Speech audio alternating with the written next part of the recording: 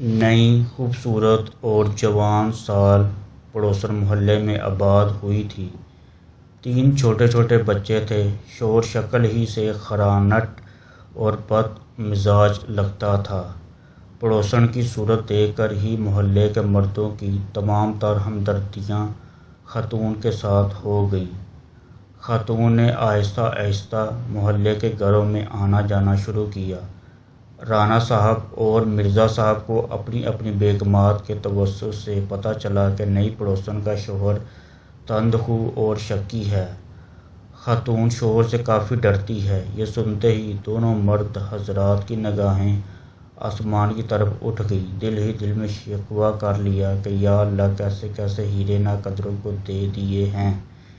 ایک دن نئی خوبصورت پڑوسن سبزی والے کی دکان پر رانا صاحب کو ملی۔ خود ہی آگے بڑھ کر سلام کیا۔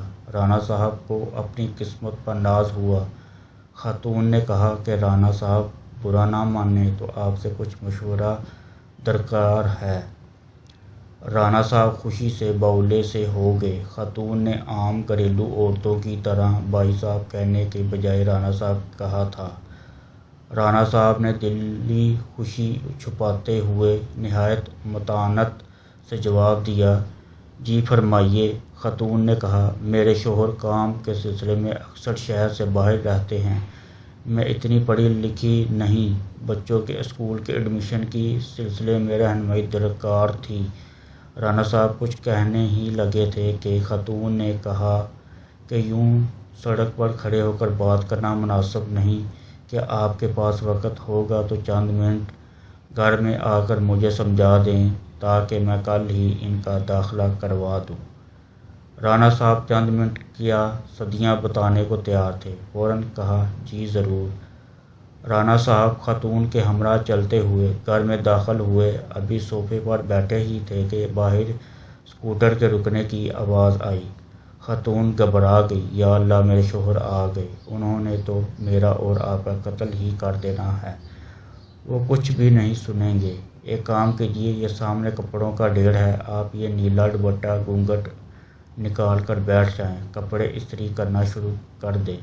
میں کہہ دوں گی کہ استری والی ماسی کام کر رہی ہے۔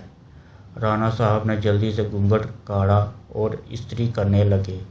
3 گھنٹے تک استری کرتے رہے جب تک وہ خرانٹ شخص گھر میں موجود رہا۔ جیسے ہی شوہر گھر سے باہر گیا، پسینے میں شرابور، تھکن سے چور، رانا صاحب نڈال قدموں سے گھر سے نکلے۔ جیسے ہی باہر نکلے، سامنے مرزا صاحب آتے دکھائی دیے۔ پوچھا، کتنی دیر سے اندر ہو؟